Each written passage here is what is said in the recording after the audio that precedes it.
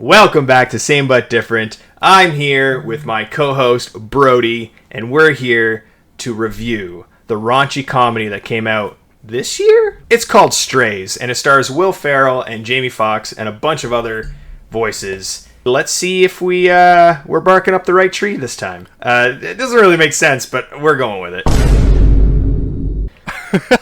I liked it. Let's dive right into it. Brody, kick us off. What'd you think about the movie? I thought this movie was a blast. Okay. It was a good time. I mean, what can you expect from a vulgar rated R comedy with talking dogs in it? It did what it set out to do, I think. It was fun and it was funny from the beginning to the end. And that's all you can ask for from a movie of this nature. Mm-hmm. I didn't expect an amazing plot or character development or any sweeping emotional moments. I just wanted fun. And it delivered on the fun a lot. I think the comedy worked. I would say like 95% of the jokes landed. I at least smiled at almost every single joke, and I genuinely burst out laughing at some of them. And it was often the throwaway lines, you know, which is my cup of tea. That's my humor. But it was like after the conversation, someone just gets one more under their breath joke in, and this movie did that a lot, and it was always funny. I think that the voice casting was great. Will Ferrell plays a really pathetic, charming dog very, very well. Jamie Foxx did great. Randall Park was funny. And casting Isla Fisher as the Australian Shepherd was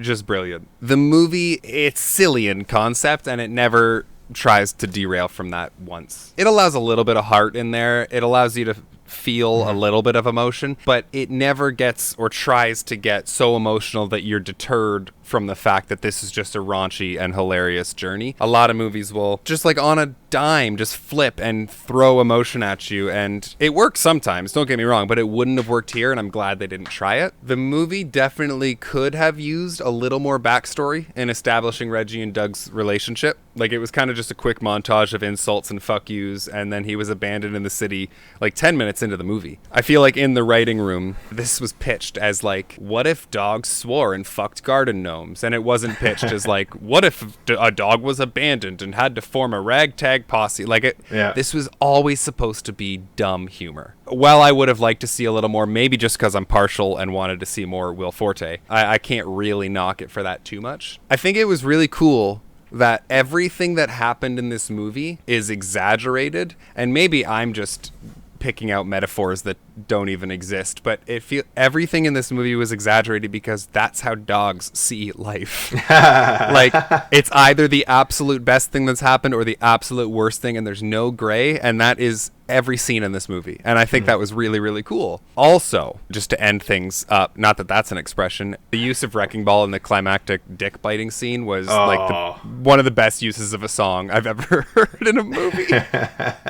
The song choices in this were pretty cool, but that was perfect. That scene was beautifully done. Like, Randall Park's character, I forget their name, putting his paws on Will Forte as he's on the ground. It's just so funny, and the two dogs spreading his legs. So for pure laughs and pure fun and not much else, I am gonna give this 7 dick bites out of 10. Dick bites? How am I supposed to put that on the screen? 7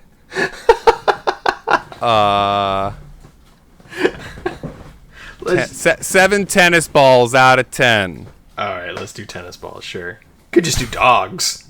7 dogs with tennis balls in their mouths out of 10. Yeah, I can't make it too easy. Honestly, I was happy with this. I enjoyed all 94 minutes or whatever. Also perfect length for an R-rated comedy. Let's just keep that the norm.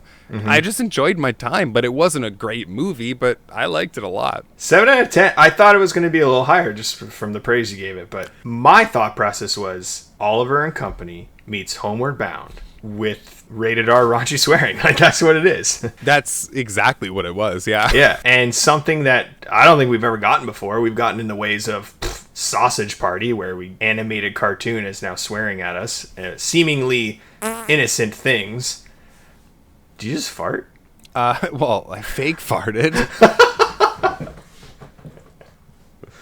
Imagine just in the middle of your review and just let one go.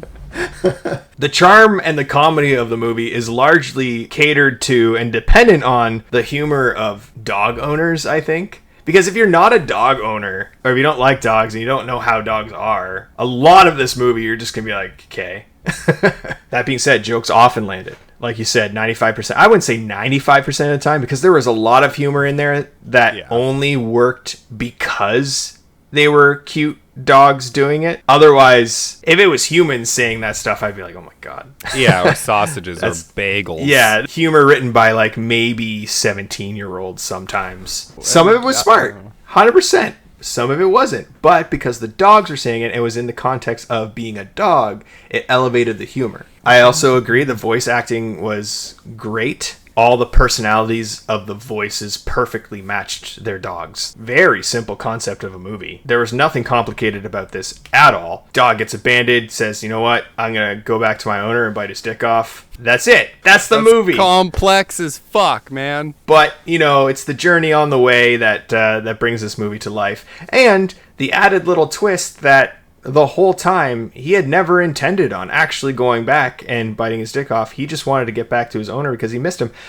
and he thought he was a good guy. That piece of information elevates this movie even further, whether or not this was intentional or not. But it was very much allegoric to what an abusive relationship is. Oh yeah, absolutely. Maybe that was on purpose. Maybe there was more to this movie than Yeah, they snuck in there, and I think it was crazy that they put that kind of content in there for a movie that was otherwise very silly. My favorite dog in the film was the narration dog.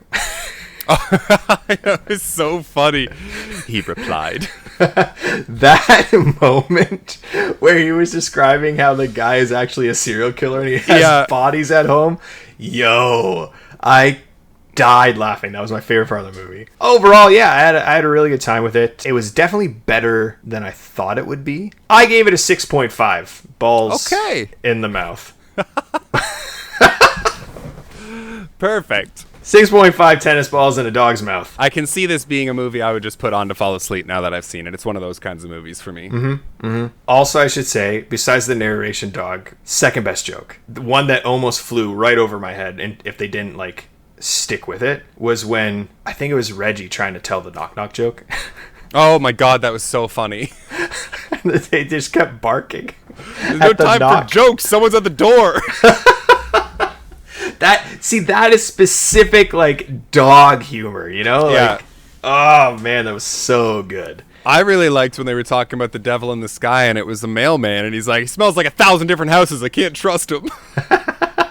For those of you out there who have watched it, what'd you think about the movie? Did you like it? Are you a dog lover? Are you a cat lover? Did that change the way you watched the movie? Let us know in the comments below.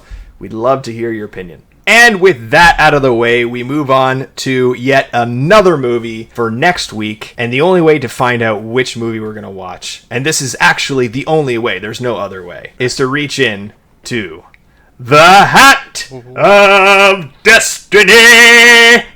Oh my God. This one we are watching. I don't even know what it is. Past Lives. Oh boy. Okay, it's about to get real up on this show. I heard this is a heavy movie to watch. Oh, gravy. Yep, it's about to get real. Past lives. Nora and Hae Sung, two deeply connected childhood friends, are wrestled apart after Nora's family emigrates from South Korea. 20 years later, they are reunited for one fateful week as they confront notions of love and destiny. I believe it's an A24 film. All over movie TikTok, people were raving about this film. Ready to cry. Oh, shoot. Cool. So come on back next Monday as we watch and review Past Lives. Make sure you watch it because, you know, why not? Why not watch another movie that you haven't seen? If you like movies, if you like talking about movies, please subscribe to the channel, like the video. This is what we do. This is the community we've built here. It's all about movies and entertainment. We just love them so much, and we want to watch as many as we can. So help us in that journey. Thank you in advance and in the past too. Past lives. Oh shit! I'm just gonna end this. I'm gonna end it. I'm gonna end it proper, and I'm gonna end it without hesitation or